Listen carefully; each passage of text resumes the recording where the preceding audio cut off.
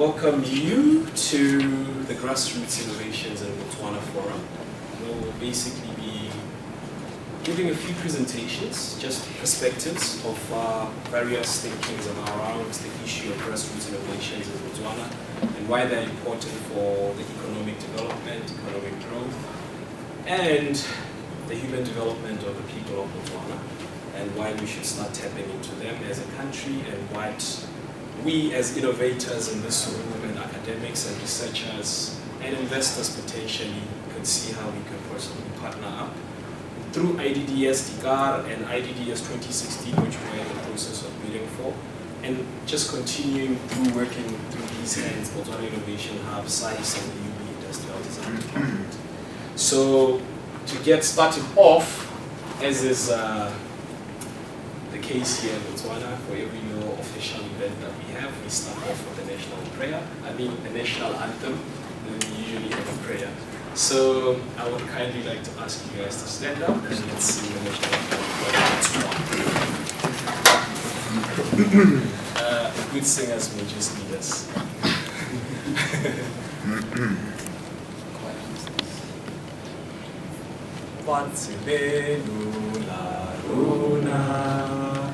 Impoya mutimu kikuswaja buraisu aleneka kabiso tsohambana tsoha emambasadi emantlahafala rekopanele hutirela lefatshe la rona ina le ndlela tumo la chabaya Botswana ka kutlwano le kagisano e bopagantswe mmogo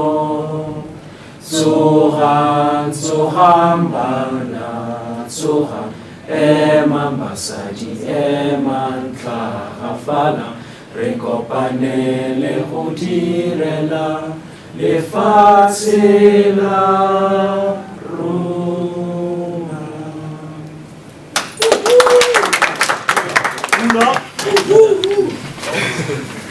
Okay, would somebody kindly like to take this time to just give us a short prayer?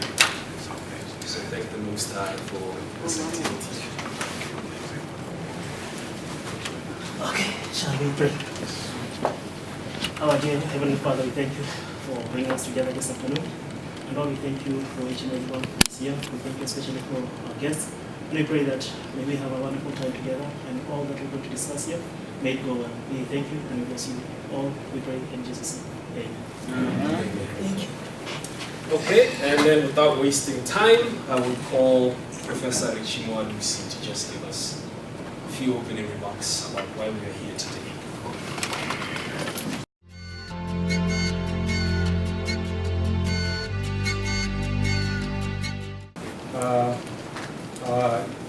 I think it should be an open discussion so that we learn from each other. Don't go with hanging questions. And this is where your questions might be answered. I think I have a few comments to make on social, especially grassroots social innovation. If we look at history, every society has faced a lot of problems, and they have had ways of dealing with such problems. Any community will always have problems, and somehow the community develop ways of tackling those problems without even the intervention from outside or the intervention from the government or the council. Now, one scholar said, for the grassroots innovation to be successfully accepted, it needs to go through three tools. The stage is that it is first ridiculed. You might have experienced that, some of the social innovators which are here, that what is he doing? Do you think this will work? So that is the first stage. The second stage, it is violently opposed. People will propose it, you knock from office to office, nobody will listen at you. And then the third stage, when now people see that this thing is really working, it will be accepted as being self-evident. That, can't you see this? No, this thing is just really working. So most of the social innovations, or the grassroots innovation, would go through this cycle. If you are a social innovator and you are going through this cycle, don't be discouraged. You are just in a phase. It will pass. Now, when people mention the word innovation, what usually comes to mind? We think of technological or technical innovation, whereby this commercialization of science and technology and all that. But and usually this technological innovation is from the top down, coming from government or big organization, going down to the grassroots level or to the community.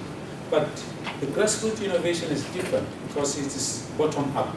It's coming from the community who are experiencing the problem, come up with a solution to the problem, and then it goes up. And then as it goes up and then becomes mainstream innovation, and then it's accepted on a larger scale. Now, this involves people at community level, whereby they will be experimenting with a lot of social innovations and how they can solve the problems which are daily affecting them. It might be because of necessity, they need something which they can't do without. It might be because of the hardships which they are facing within that community. It might be just challenges, life challenges. And then they have to develop those niche-based solutions which would better their lifestyle. One might ask, what is the distinction between this technological or technical innovation as opposed to the grassroots social innovation? Now, the social innovation occurs at a level of social practice, at a communal level, where people, during their everyday way of life, where, this is the social practice, what you do almost on a daily basis. While the other one is more, is more influenced or driven by technology, the kind of technology which you are bringing in to solve the problem. But in social innovation, you are dealing with people-to-people relationships, where you need to change the values, the behaviors, the attitudes of people, because in most cases that solutions are there, but it's our own attitudes that when people start trying to try something, we discourage them that, no, this cannot work. No, this have never worked. Or have you ever seen such thing working? So this is where once you turn those kind of attitudes, and when people start accepting that really we need to stretch, failing is part of the game. If you fail, it's puzzle of life. You can't have, otherwise life might be boring. If everything was just, everything is just okay. Those are the hardships. We learn from those hardships. And then after that, we become even more wiser.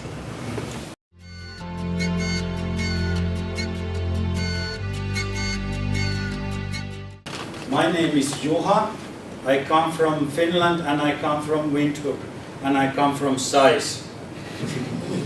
So SAIS is Southern Africa Innovation Support Program. We do different kind of issues around innovation in 4 countries in Southern Africa. Namibia, Botswana, Zambia and Mozambique. So I've been residing in the region now for 4 years. Before that I used to work in innovation circles in Europe for some 15 years. And now being the Chief Technical Advisor of SAIS. And maybe just few remarks around, not that much from Finland, but from SAIS and some of the thoughts which came from the presentations and speeches. But I started to think about few kind of issues also in a way of, we are talking about grassroots innovations, we are talking about actually social innovations, We are naming things differently. And then I started to think, what is the most widespread inclusive innovation thing in the world? What would you think it would be? Greatest equalizer, so to speak. Maybe information-wise, you all are having that one. Mobile phone, exactly. I think it's one of the kind of things, and it has only been there for 20 years, and now more or less, wherever you are connected. You might not have the smartphone, but still you are more or less connected. And it came into my mind that it might be one of those most widespread inclusive innovation things. You don't think it's an inclusive innovation thing. It's a lot of technology and all those kind of things around, but it somehow came into my mind. Then I started to think about, from the Finnish side, this social innovation issue. And then I thought about what is the most or well-known social innovation coming from Finland. I don't know whether it's been on in Botswana, but it's been on BBC and many of the other worldwide forums. It's maternity pack. Yeah. Everybody, every new family or every newborn in Finland, they get a maternity package. Diapers and stuff like that, clothes and all those kind of things. And it's been there for 70 years now. 70. The background is of course on high child mortality immediately after Second World War. So some of the guys came with this social innovation that actually every mother needs this kind of a package. And if you're having your second or third, you don't have to take another package. You can take euros. But the package is more or less worth, I would say, out of Stetson, it's 500 euros or 1,000 euros. If you combine all the things, the money you get is only like 100 or 200 euros. So somehow, my point is also that I don't want to lecture or something, but I would say that we need to be a bit careful when we talk about social innovation or we talk about inclusive innovation. And I think on a video we were more on the inclusive innovation side.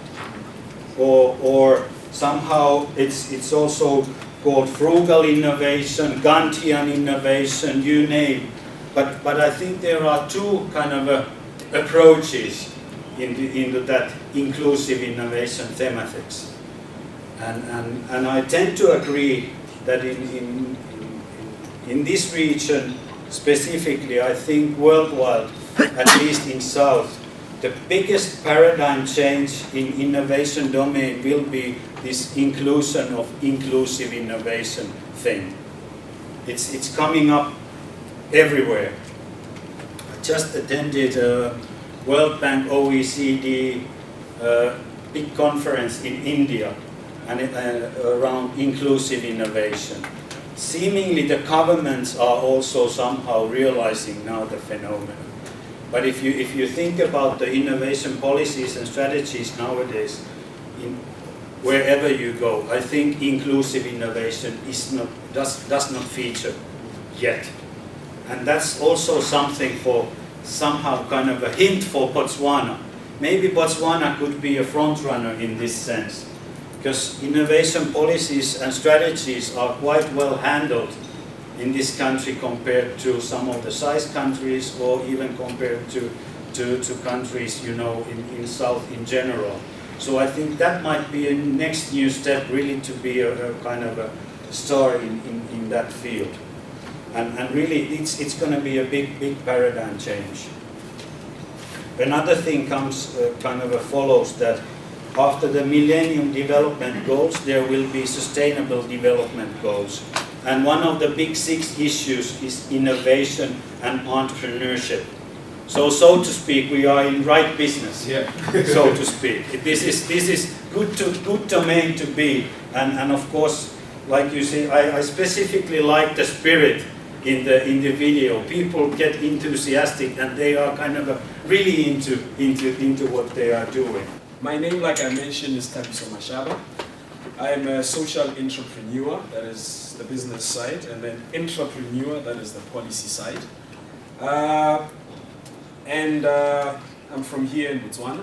So 9 years ago, when I was an undergrad student here studying for my economics and accounting double degree major, I came across a principle in economics which stated that for an open economy to exist, there has to be something called perfect information. So I started getting curious about what is this perfect information thing, only to realize that it means that whatever policies that government come up with or strategies that government come up with should be able to trickle down to their main clientele, being the society, and the society should be able to give feedback on that so that the government policies can be tweaked and be used accordingly by the people. But for the longest time, I guess 49 years now, but it will start maybe from 1976 when the government of Botswana decided to take over the role of private sector, such that it can set up the mine and partner with the Beers and then Botswana, and then create jobs for the people whilst beneficiating towards infrastructural development. But in that process, what happened is that they were also building a culture of dependence and a culture of us letting go of what we normally used to do, that is these inclusive technologies or grassroots innovations. So mine was to the government, instead of now us considering the cultural and creative industries as a 4B or a pastime, where you say like get this, can we now consider those as potential industry that can alternatively drive the economy of Botswana away from factor dependency, that is mineral dependency. Especially now that, I guess with UB and with Ministry of Education, there's a new policy for education towards a knowledge society. And Botswana is also, like South Africa and Mauritius, that is the big earners of the Southern African countries. They are also going through that transition towards knowledge base. But for us to go into knowledge base, we have to embrace the cultural and creative industries, because as we have seen, as you think about challenges around you and you think about resources around you, you can actually come up with a solution which you can then scale up by turning into a venture and then grow like that. So I had the opportunity myself to sit on the Bokim HLCC to convince the government to consider the cultural and creative industries as a sector. And by around August 2013, we were officially recognized as a sector. And currently now I sit on the Human Resource Development Council Creative Industry Sector Committee, and we're currently mapping out the sector itself, what's there, what's not there, and we've engaged consultants to do a contribution to GDP study and the like. So from then on now we will influence the labor staff and the curriculum starting from grassroots, that is kindergarten all the way till here at varsity. So this is actually growing as a notion within the government of Botswana. And recently, Botswana Innovation Hub as well, recently launched a tech transfer office, which really looks into how we can make these inclusive innovations or grassroots innovations as we scale them up. Maybe something that can generate some income or work or employment for the youth and for the women and the rural communities that are dealing with them. And luckily myself, I was able to attend a similar sort of event that I'm hosting here in Botswana, in Zambia in 2013. And it was called the International Development Design Summit 2013. I got the chance to work with the palm leaf weavers of Zambia in a village called Moavi. And what we had to come up with there, because MIT, the focus is really around technology and not that much around just innovation of how to do things differently. So sometimes they're really looking forward to just bringing out the technology, even if it's a prototype. So we came up with like a stripper ring which could make the leaves very even. We came up with a loom, a different loom, as opposed to the one that they were used to, that they could use maybe to diversify the products, because they were only producing baskets and hats. So maybe we say, maybe if you could produce artwork as well, which could be hanged as decorations, that could tap into another market. But anyway, on the benefit of me going to Zambia as well was that I met a guy from India who, like me, was a social scientist. And everybody there was a mechanical engineer, industrial engineer, this engineer. But then we realized, okay, everybody's concentrating on using their hands to make stuff. You and I, we can't really use our hands to make stuff, but maybe we could support them with the business frontiers or a solution. But then, like I said, I've always been curious about this perfect information.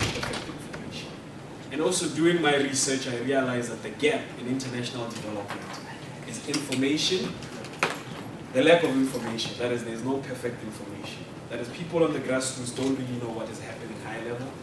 People at high level aren't really transferring that information down to the bottom. And then also, there's a lack of continuity. So maybe somebody who's working on a prototype in Dkar could be funded for 500 euros or something, and then he would develop it. Next year, he won't get the funding. So he dies, and the hope that he had to grow that thing into an enterprise dies off with that. So we decided to set up a global social and sustainable enterprise called These Hands. And basically what These Hands is a for-profit social enterprise, as I mentioned. And the details are such that we are registered PTY Ltd here, currently going through the process of incubation in Botswana Innovation Hub, First Steps Venture Center. And then we have 4 co-founders, myself, and then there's a guy from India called Saga Mahapatra. There's a guy based in Australia called Ivan. There's a guy based in Ireland called Brian Lee. And then we have a total inclusive team of 9 team members, 4 of which are based here in Botswana, one of them being our great camera guy over there, Mr. Gatso Marapedi, and Botle Lesetedi, who works with Gatso. And then we have Saga, like I mentioned. Australia, we have Ivan. Ireland, we have Brian. In USA, we have our chief technical officer, who does the technology stuff. And then in Zimbabwe, we have one of our film and photography guys there. So, but basically we belong in the ICT and international development sector space because what we're really trying to address are these key issues. Global youth unemployment. All over the world, there's a problem of unemployment. Be it in Europe, I attended the Africa-EU summit. The Europeans were crying as much foul as us that there are no jobs in that end. Just like we are crying here in Botswana that there are no jobs. So it's uniform everywhere across the world. There's a great need. So youth are looking for something to do, some meaningful work. Information and continuity gaps, like I mentioned, there's that great gap between high level and the bottom of the pyramid. So as social entrepreneurs, we're trying to drive that. And then just to really address the issue of global poverty. And yeah, we know we have competition in the world. You know, various youth employment initiatives. Here in Botswana, I can mention them, they are endless because government is always trying to engage the youth, but maybe they're going about it the wrong way. And I'll explain why. We have consultants who charge high fees, we have internal staff for different organizations that we are targeting as our clientele.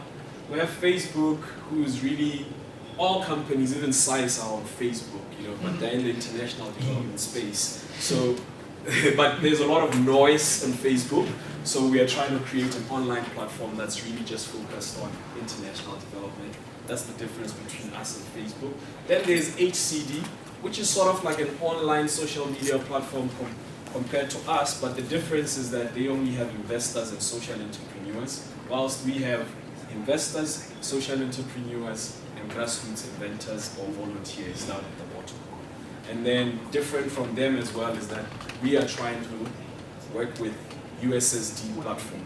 That is, anybody who has a mobile phone should be able to access our social media platform, access a social entrepreneur, work on a project, and then groom them and pitch them to the investor that's relevant.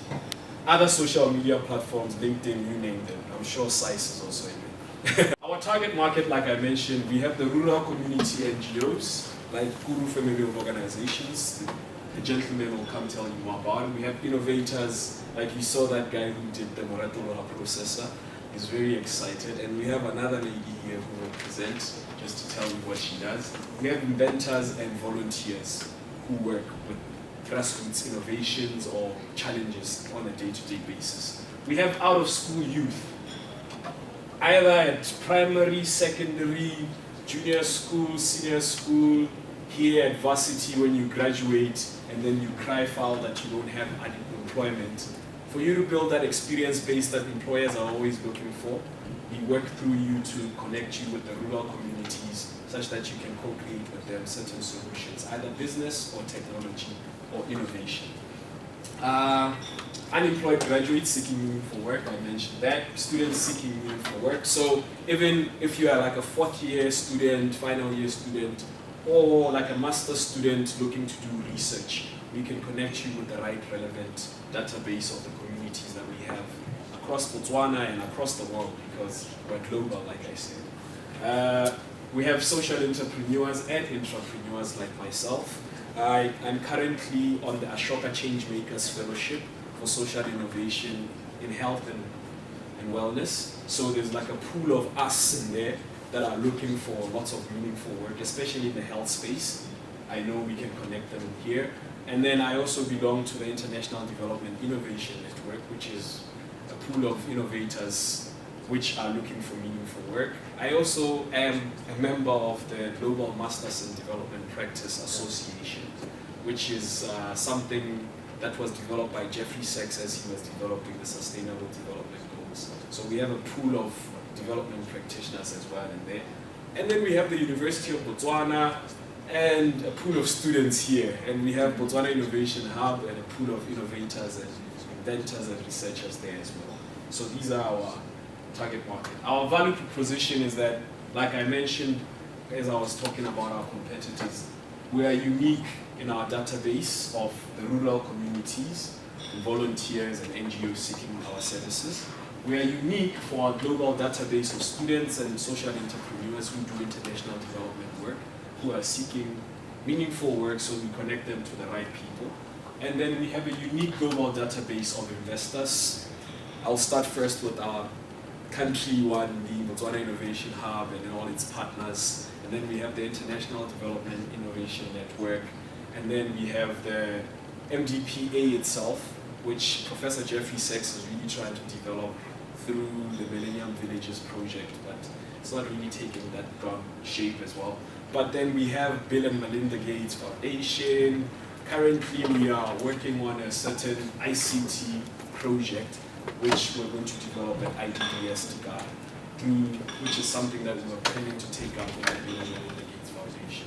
So, and then the difference that makes us very unique as well, like I said, is besides our online media platform, which is the social media platform that allows these people to connect, we have the USSD platform, which we're going to develop with developers here in Botswana and some in India and some in America, such that we can produce the best quality of a social media platform that will work. So our services, as I mentioned, are these very key things: graphic design to the rural communities, event management, like we're doing now. Are we doing great today? Yeah. We do proposal writing, like we work in collaboration with group film and organizations to bid for IDDS Dkar. We do film and photography, as you can see our nice camera there, and the video that we did, although, yeah, you know. And then we have database management. Our intention is that because we have these unique databases, and because we're working with rural communities, be able to help them package all their information. And also because Botswana Innovation Hub was set up also to try and support the rest of the region and the rest of the world. The intention is that with time, as our network keeps growing, we will be hosting information for people across other worlds here in Botswana. And then we do web development, we do public relations. I don't know, am I doing quite well for public relations today? And then we do market research. Market research is we do two types of market research. We can do an ongoing project type of market research, and we can do a market research before initial setup, such that you know whether you are trying to go into the right space or not, and you should stop or go. And then we have this online and USSD-based social media platform. Then, which brings us to our first project, our initial project. When I came back from Zambia, I was really excited because I had seen what was happening that side. So I was like, you know, having been convincing government for many years, but maybe failing, maybe it's about time I do something to show them. I had shown them through music symposiums before and through this video that I just showed you. But I was like, okay, maybe if I come back with a project that will be tangible and will produce something that they will feel, then they could buy in and they could, you know, fast track us being a sector. So I bid it for IDDS, and we were lucky that our bid was one of those that was selected for review, and we were very lucky that we were awarded $30,000 to host the summit. But maybe just to give you the details, so the summit is set for the 3rd to the 16th of August 2015 in Dkar, that is in the Khansi district of Botswana. The theme is Uru, and Uru is another word meaning to do or to create. So remember, at these hands we believe it's not about the 1 billion mouths that are out there to feed, but the 2 billion hands that are ready to engage.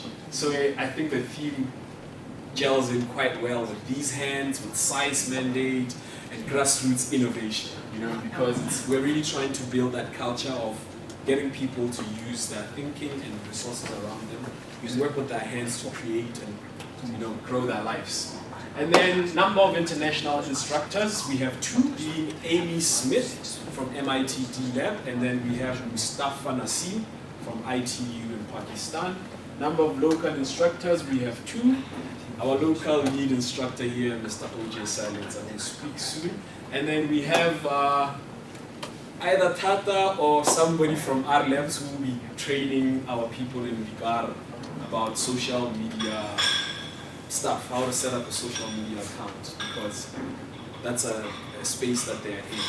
And then we have a number of international organizers. We have 4.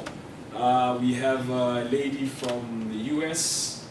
Her name is Shanti. She's our experience coordinator. We have a gentleman from Zambia who's going to be design facilitator for the business venture setup side of things. We'll be working with the instructor. The other instructor is for design, the other one is for business. And then we also have a lady from Tanzania. Her name is Mwela. She will be design facilitator as well. Yeah, and then current number of local organizers. I am the lead organizer. Then we have Tabang here, we have Job, we have Isaac, and we have others that are on the ground. We have Katso here as well. And then current number of selected participants. So around January, February, we opened up for participants to apply. They applied. We have since selected them, and we have since selected about 29, and 7 of those are from Botswana, 4 of those being female, and 2 of the females being from the ICT space, from the Cyber City Khotla space here at Botswana Innovation Hub. And then expected number of participants from Dkar on the ground, we expect to have 10 to 12. I forgot to put the 12. So we expect to have 10 to 12 because we're going to have 6 projects.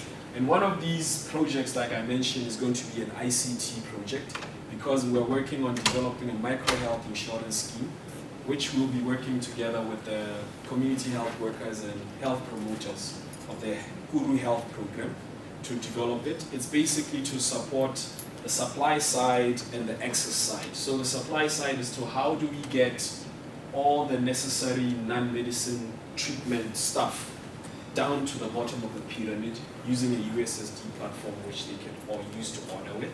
And then also, because these people are at risk of HIV and TB, which they deal with because they lack the necessary material, or the material is not sufficient, how do we then make sure that they have alternative access to better health? Not to say government health is not better health, but to say, as a person dealing with risk, you have to have an alternative, especially to private sector health, because there sometimes it's faster. And our current partners, we have our mother, and another mother, another mother. So we have 4 mothers. IDIN, the International Development Innovation Network, which is a consortium of universities and innovation hubs. NTBC is a member of IDIN, also a member of SAIS. We're hoping Botswana Innovation Hub and UB will also join IDIN. SAIS also has Kwame Nkrumah National University of Science and Technology in there. They have MIT D-Lab, which is where IDIN is born from. They also have Olin College, which is another engineering school in America. They also have Colorado State University, which is the driver of the business side of things through the Global Social and Sustainable Enterprises MBA. And recently I met a lady actually from Finland. They run Alto Global Impact Labs.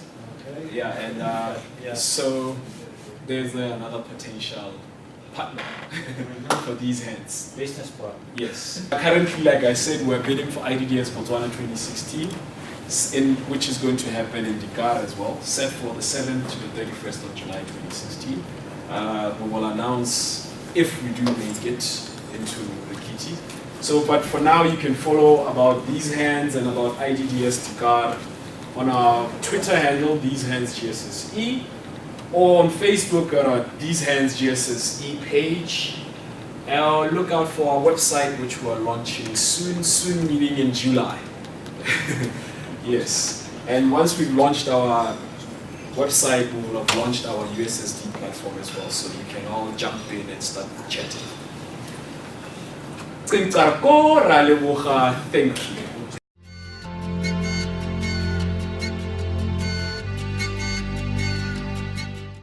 Right, so my name is Oji Sarita.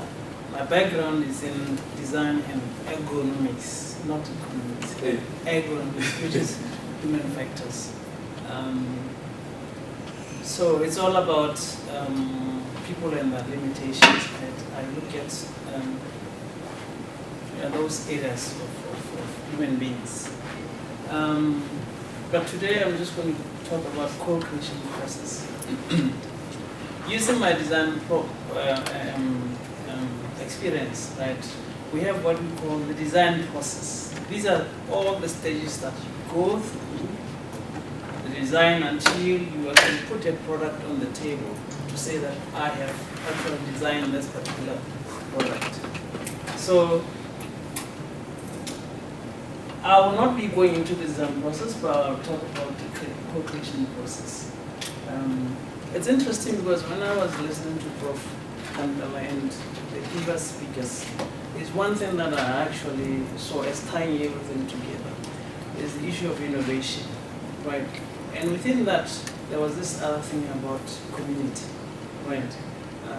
So what I'll do is I'll go through the process of co-creation, and then I will share with you my experience with some of the projects that we did regarding co-creation, right? Including the one in Dkar. I was part of the one that you saw there with Dkar.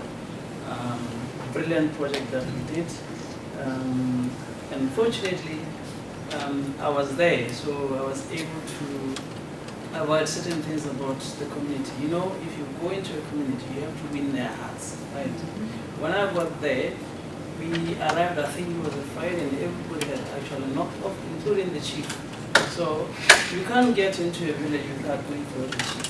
So I was worried. If you saw one of the clips in the video, the guy who was fidgeting, it was me. Because I was worried about the chief, what he's going to say about us being in the village before we went through his office. So fortunately, it was somebody that I knew. So yeah, we were accepted. And once we won the hearts of the community, this is the result. You know, everybody became part of the whole exercise that we went there to, right? So perhaps let me just go into just this one example here, the process. There are so many processes of co-creation. They didn't stop. But I just picked this one because it was just simple. It has those 1, 2, 3, 4, 5. And then you've got the letters besides 1, 2, 3, 4, 5. So in the process, I think it starts with you defining the search field, right? It's important to define the search field because we don't want you to wonder, but you have to be straight to the point into what you want to research, right, or on. And then identify the community. In this particular instance, we are lucky because TAPS had already identified the community, the narrow community in Dkar, so we didn't have to worry about identifying the community. Right. We have to do what you call community observation and data gathering, right? So what you saw in the video there is what we call, we went there to do the scoping, right? Because I had previously gone to Boston for MIT. So why we went there to design the curriculum for this IDDS that is going to be taking place in August. So we started on the program on designing the curriculum, but at some point I just told them, like, look guys, let's just stop there. All we need to do is to go to the community and see what they have to offer, right? Okay. The reason why we went to Dkar to do the scoping, it was important for us to identify the skills that are already there, right? So that we don't impose ideas on people who Dkar, right? And it turned out to be a wonderful thing because we won the hearts of the people. You will see later on in my presentation why it is important to do that, right? And then the next thing, qualitative analysis and identification of consumer insights. So this is what we are doing now. Because we did the scoping, we now know what we are expected to do, right? And I've seen a lot of people, when they design services, for instance, they design the service and then take that service to the people, and normally it doesn't work that way. They will reject it, right? You have to involve the communities. You have to involve the people that you want that service to service, right? So, and then the last one, again, translation of consumer insight into products. So what is going to happen in August is that, you see those products that they were making, we will be going there, I think, just before August to check if they continue doing the project, right? And then once we are satisfied that they had gone ahead with the project, these are the projects that we're going to use during the time here, IDDS 2015, by August, right? It's interesting in the sense that give feedback, we're going to get the feedback after we left Dkar. Did these guys take these ideas to another level or not? Now, those who took the project to another level, we're going to use them now to refine those projects during the IDDS 2015 in August. So you can see what we have the people, the community on our side. So having talked about that, one example of the air process, what are the ingredients that are this particular process? Right? One of the things that has to be there in the community. I said Tabitha did good by actually identifying the narrow as the community that we are going to be working with. Right? So if we have the community and then that platform for participation, which is IDDS, this is the platform here for participation. And then establish new values for the creator of the community. Now, if you read what I've written, to be the starting point to exchange ideas and experiences. In co-creation, you have to exchange ideas, right?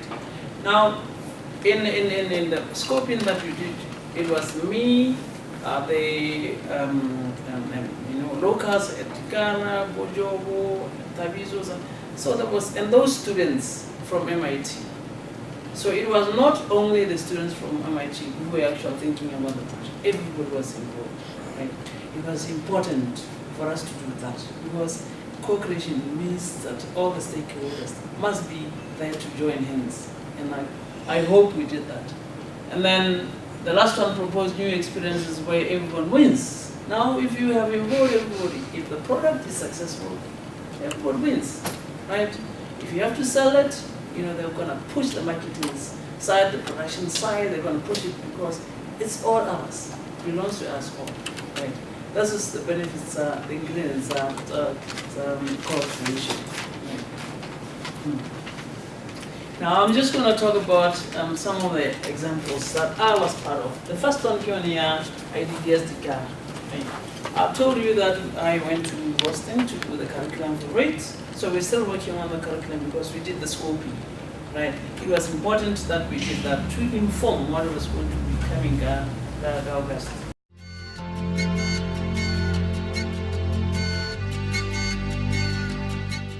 last year I had an opportunity to go to Tanzania for IDDS. One thing I loved about being in Tanzania, besides the flight experience, because it was my first time on a flight, was the creativity I got from there. I got to learn more about myself as a person. It unlocked the creative juices I had in me. So I work with people from different countries. I work with people from 6 countries in my team. I have someone from Guatemala, Peru, Kenya, Tanzania, and Ghana, and me. We were working on a bean thresher. Before we did the project, we went to the community without really knowing what we were going to do there. We just went there, we observed, we asked questions, what they thought was most important, that we could help them improve in the community, and they talked about beans because they are mostly agriculturalists, yes. They sell beans and they also do maize and all those stuff. So they were so concerned about that beans that they did not make any profit from them because they either lost the beans during transportation from their farms to their homes where the threshing was done.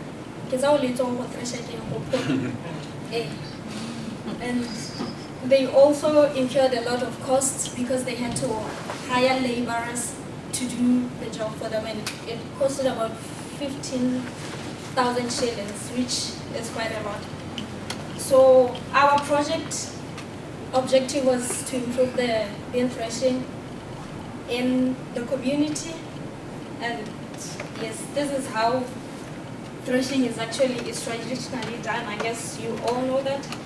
So during our interviews and our observation and trying, we found out that they had a lot of problems. So we thought, what could we do to improve these problems?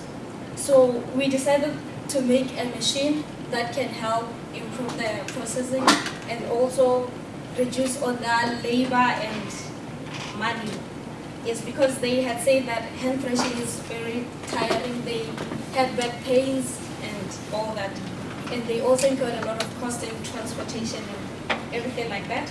So our solution was to make a portable threshing machine, which we made from materials which are available in the local community. We worked with them to make that machine. Before we could go back to where we were based, which was in Arusha, we presented on the last day of the trip. We presented different models which we made from paper so that they could help us choose the model that they thought was best for them. So we made these little models that you can see on the screen. Yes, when we got back, we got into the hard part, which was brainstorming and trying to come up with a very proper threshing machine. Yes, and this is actually the hardest part in IDDS because you get to argue a lot as a team, sometimes yes, and all those. So this was our first prototype. We actually didn't finish it. We went to the community to work with them to finish this prototype of a thresher. It is bicycle powered. There are blades inside, as they turn, the threshing takes place. The problem that they had with this machine was that as it was not threshing properly, and most of the beans didn't threshing. So the feedback that we got from them was that we should use a larger drum. We should make it possible to remove the chaff because the first prototype could not do that. We should also make it have dismantleable parts. Yes, and it should be easy to reassemble. We should also use stronger materials. So we went back to Arusha where we are based, and we came up with this, which was our final prototype, which is made from a drum.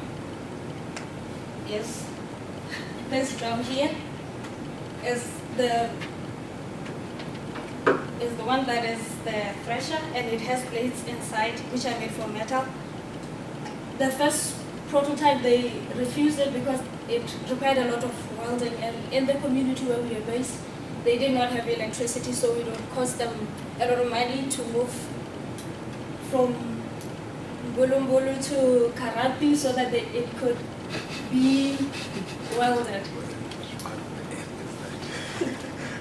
Okay, that's the end of my presentation. Thank you. Any questions, comments? So, when are you making the one for Botswana?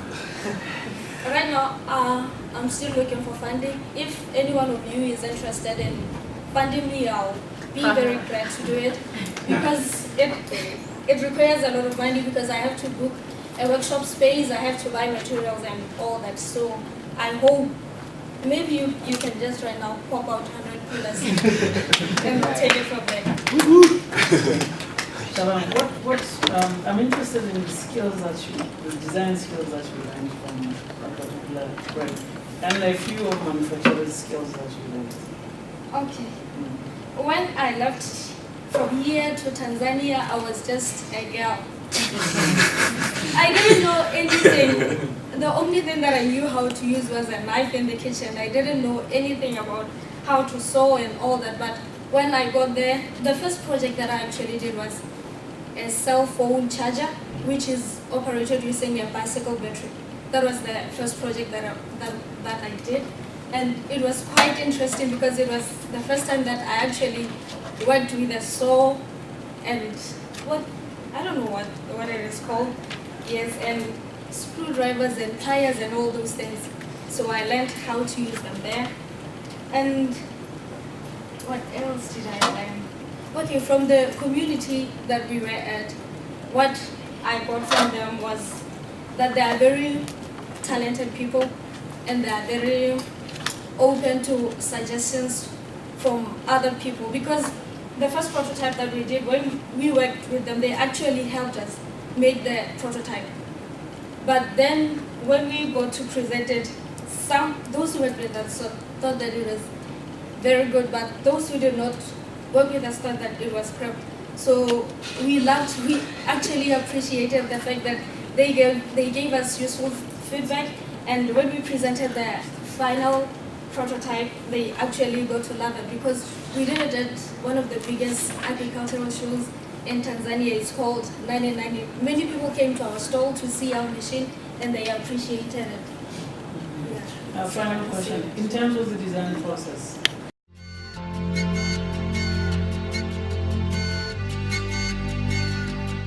I would like to take you to Dkar. This is Dkar. So welcome to Dkar. Welcome. what do you say? Thank you. Bean cocoa. We'll get to that part. I'd like to give you a quick background of Dkar. Dkar is a little village that was previously owned by a white person. I don't know his name. But it is a private farm that the white settlers there wanted to help the San people who were living there to actually help themselves, because they didn't have land. So what happened was that the church from I think Netherlands bought this land, and then they put up a church as sort of owning that farm, and governance and everything, the policies of the car are actually being governed or run by the church. As you can see in these pictures, they haven't made it, they don't want to call me. They haven't made it, but what call me. The Lord is my shepherd. That's what it means. It's hanging right there in our church, and the Bibles are the New Testament that we launched. What happened was that the San people had to be Christianized by the Reformed Church there in Dkar, and but the church people there saw that they had problems. It is a modern time, and they have problems of modern day that they need to work on.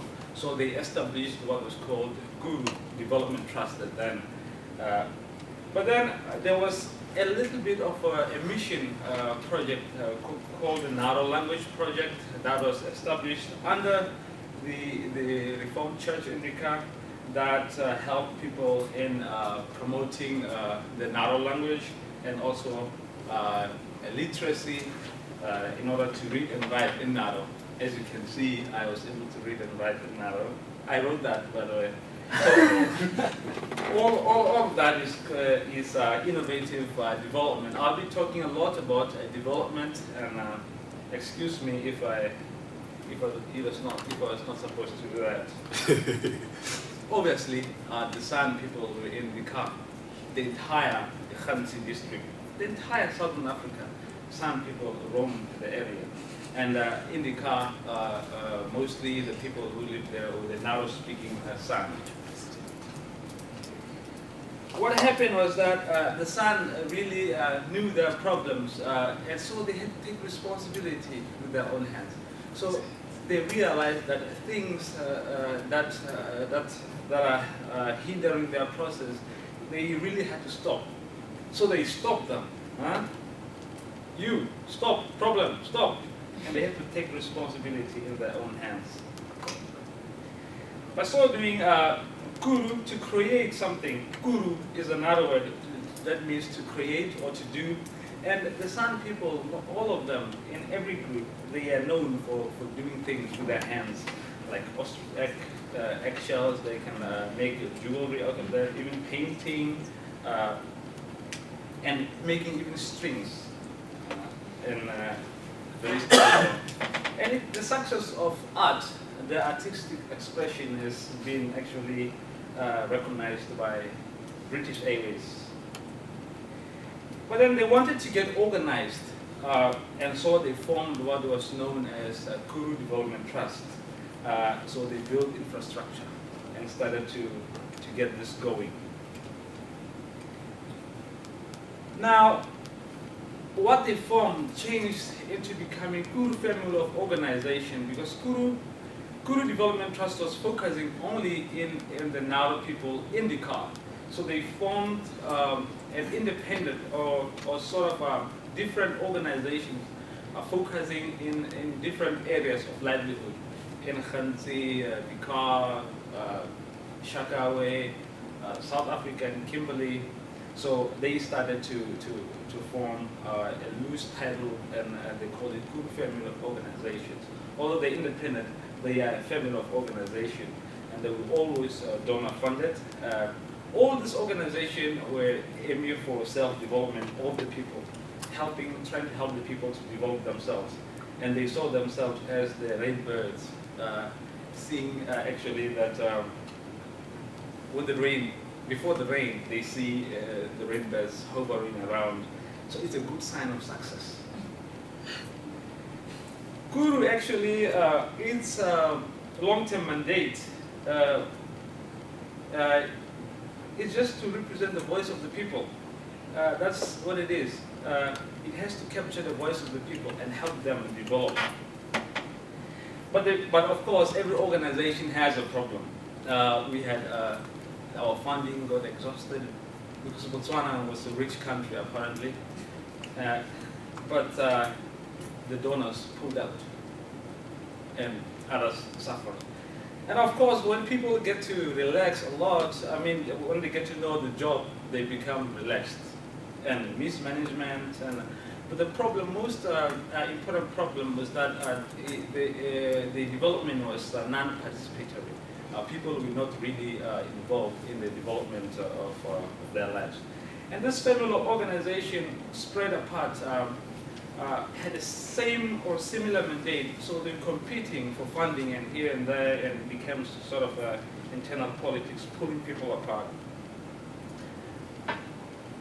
We are about 2,000 people there in Dkar, San people, mostly known as Bushmen, in Basara in Botswana. And also we have Baherero in Dkar, Botswana, Kalahari, and some Afrikaners in the nearby farms. The language there that is spoken is Naro. Also Kaukai is there, just a little bit of a number, the population of Kaukai is there. Afrikaans speaking, the blind Afrikaans. Botswana, but I can. No, don't try. And it's Kalahari, just a few numbers of Kalahari people, English and Herero is spoken there. The problem of Dkar mainly is poverty. We don't have good houses there, and the people have to share houses. A family is sharing a house, and that's where the kitchen is, and the youth also started drinking. The only solution they can find is the bottle. Now, what's more important now is why should there be IDDS in Dkar? For obvious reasons. The society there needs to be transformed. The perceptions, their ways of thinking needs to be transformed. They have to be changed into the ways they do things, into now modern ways of doing things. A better lifestyle. That's how social transformation will change the people to have a better lifestyle. And also put in the idea of healthy lifestyle. That actually is an idea of sustainable development. If you help to help people, they should help themselves just after you've long gone. And in the process, you are making everyone become practitioners in developmental world. So, IDDS is actually a potential mechanism, or the summit is really a potential platform where people are going to have their development ideas and becoming more developmental thinkers. They're going to be development agents. And it will enforce some form of participatory development where people are engaged in the developmental process. People also take part in defining their problems.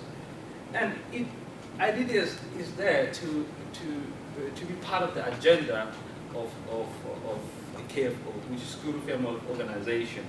It's also, of course, if I learn something, I should be able to transfer it to the younger generations, and that's what IDDS will have to focus on.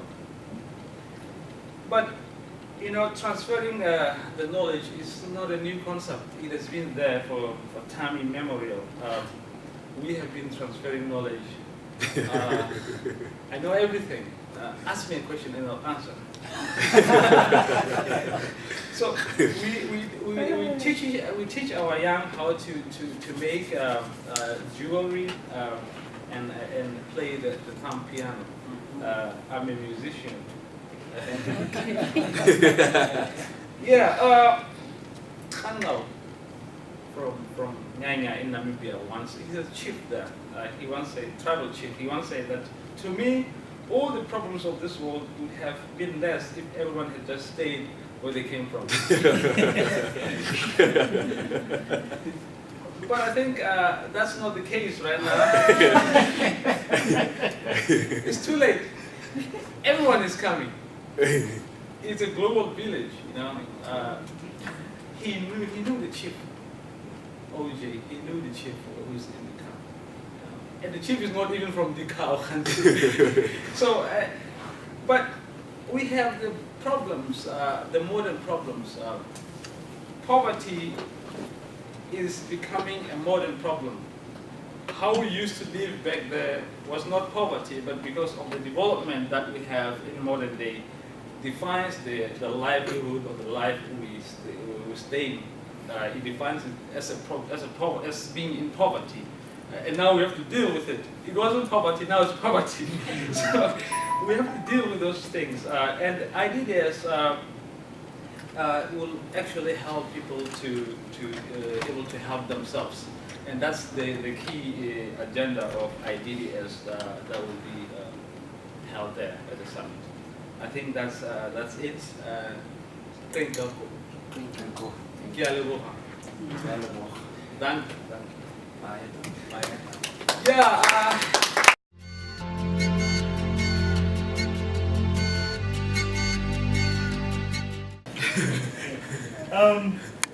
Welcome to Dkar, like Job said. What about Dkar? Shortly, just some few things about Dkar that Job mentioned, just to clarify some few things. Dkar, initially it was a church. It was a farm owned by a white person, and then it was bought by the church of the Namibian church, by the Arnos church, bought it for the Dkar community, and now it became the project, something like the Dkar community parcel. Yeah, let me just say that way.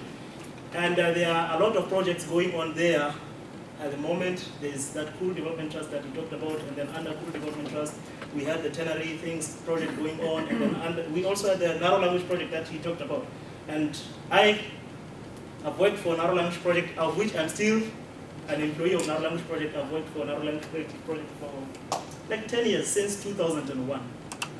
They sent me to Kenya to go do my degree there in translation studies. So I'm a professional translator. In my language, I also did Greek and Hebrew, so we translate actually the Bible. This translation of the Bible, I'm one of the people who did the translation. So the New Testament was published in 2012.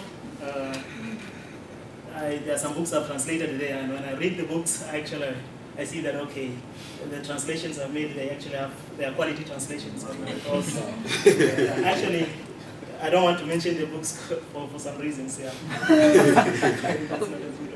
But the IDDS, how to connect the IDDS to what is happening in Dkar, and also what happened early in January. We had on the translation part, that is, as a translator, actually, translating from, I don't want to call it a secular world, because I've been mostly doing the translation in the religious world, religious circles, like translating. But now anything that is outside religious, we like calling it secular, but secular sometimes cannot be. Yeah, but just to, as opposed to what happens in the religious circles.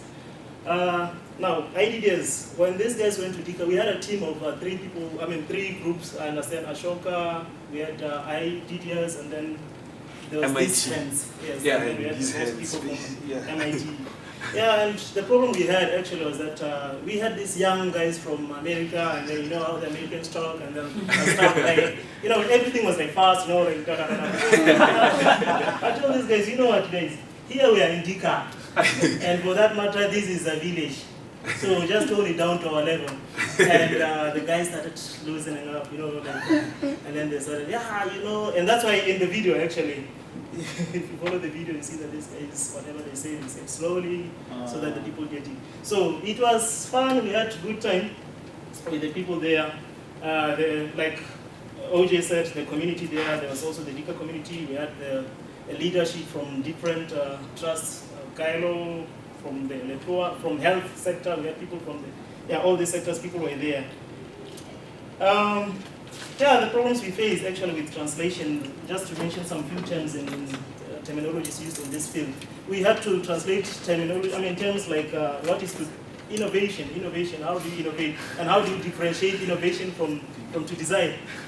You design, you innovate, and then there's to create, to develop, and then you have things like international, there's technology, technically speaking, and then you have strategies, you talk of resources, you talk of projects, business, market, price, refinement, you know, tools. Like I remember Madetsatsi was like, we use tools to come up with instruments that we make instruments out of tools, using tools, so that at the end we have an artifact. You know, how am I going to translate all this? But then again, those are some of the things that we had to give to people. You know, we have to make it easy for people to understand. But then, from a local person's perspective, what we enjoyed is that I'm sorry to. We actually learned a lot from as a Dkar community. Again, the mission statement for this sense, because their mission statement states that they are there to improve the livelihoods of the poor and rural communities and of the developing world, rural communities of the developing world, and that is where Dkar fits in a rural area of the developing Botswana. So that is where we are. By the way, I've been to Mbulu district, the interior parts, Titiwe village. I don't know whether you've heard of Titiwe village. Arusha, then you go to Mbulu district, and then Titiwe village. I've been to that area. So it's exactly, it resembles Dkar. So the IDDS actually was in, it's basically what you did was actually also in line with what the Dkar people were also expecting to be developed, their lifestyles to be developed. So that was a good initiative. And then with this group of people who came all the way from the MIT guys, they were young guys. And I was expecting to see young guys also from the same department here in Botswana, from the University of Botswana. That would have made it, wonderful. So I was expecting to see that, of which we did not see that. That's and then, yeah, some of the artifacts that, it was good also to see that these guys had to come up with, what should I call them? We used an Afrikaans terminology for that, the Hariskap. Hariskap means tools. Yeah, but nobody knows what Hariskap is. Hariskap. So it was good to see the Hariskap, the tools that were made using tools. Yeah, hammers and other, So out of the tools, hammers and the nails and all those, these guys made for us those, what do you call them? The prototype? The prototypes. Yeah, the prototypes, yeah. And of which tools were used to make those prototypes, which we call tools. So out of tools were designed. So we use those tools. And we'll also use tools to turn them into ventures. You see, and then we use that to, they taught us on how to thresh, what was it, that the maize, to get maize, and the ostrich eggshells. Yeah, out of all those, how to make charcoal. And all along, for us, we've been knowing that after you get the maize out of that thing, what you do, you just chew that thing, you suck the juice out of it, and you throw it away. We never knew that you could also make charcoal out of that thing, which was also something good we learned. But the most important thing, by the way, that IDDS did to the Dkar community was it somehow united us even more. Because you could see people from the Herero, Botswana, Africa, all those communities, Africans communities, Naro communities, coming together, and working together as a team. And in that way, we are united. And then you see people actually from the pastors, church elders, people from the Dkar, from these development workers coming together. At least, and that somehow benefited our community. So that was one thing that we really appreciated about the IDDS. Again, the spirit of dependency, self-reliance, and people were energized. People were like, "Wow, you mean I can do this? You mean it's me who is doing this?" Yeah, if you follow the narrow thing, when these guys are doing this, somebody was like, "No, Musa Tirisi, this is mine. Musa Tirisi, wow! So I'm the one who made this. Tira Musa Kurwa." And my niece actually, she has this thing that she did. The thing that she designed, she has it up there. The mother is a counselor, so she has that thing there. But, this is what I designed during the IDDS workshop that I was in Dkar. So this is just my souvenir, so I'm going to keep it here.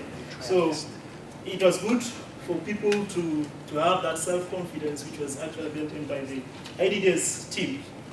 And it was there that people discovered their potential. That, okay, does it mean that I'm this creative? Does it mean I can come up with this thing? So that's how some of the things that IDDS also brought into our people. And then the attendance, as it was, actually the attendance was great. The attendance, just speaking from a local person's perspective. And it also reminded me seeing these people using these different tools, and everybody was just like into it. You see this person is hammering, and then it also brought to me the memories of that, the boss must be crazy, where the bottle came from heaven, and everybody wanted to use that bottle. So, but this time around, you see that everybody, somebody has their own bottle. So there's no need for people to fight for one, two. So, and so that is some of the things that we experienced. Now, just one short thing about the translation that my brother just mentioned. The translation part, this guy who made that Moretoro thing, there's that juice that came out, and then there was the seed. What's his name again? James Freddy. James, Now there was that, the nut. And then there are two words that we use in Naro, meaning to pour.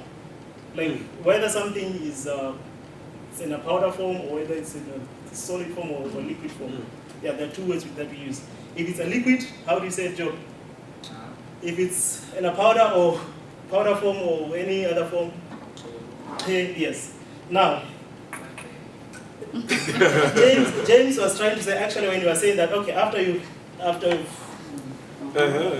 whatever you've done with it, now you want to pour it, and now somebody was asking, do you tear it or do you nga it? That's how you guys are laughing. Do you tear it or do you nga it? And actually the idea was that, now, if you are to tear it, does it mean that it is the nuts, the whatever that you are pouring out, or is it the juice that you so that was, now, actually, if you see, the idea there is that if it is the juice that you are pouring, then we would like to have some. But if it's the nuts, then thank you. So that is why the question is more on, do you tear it or do you nga it? So, translation, by the way, just to conclude, translation is actually key. Now, if you have a manual to operate this laptop here, and if the manual is in Chinese, then I think it's of no use to you. So that's where translation comes in. So I serve as a translator back in Dkar, and then I'll also be helping the IDDS with the translations. So thank you.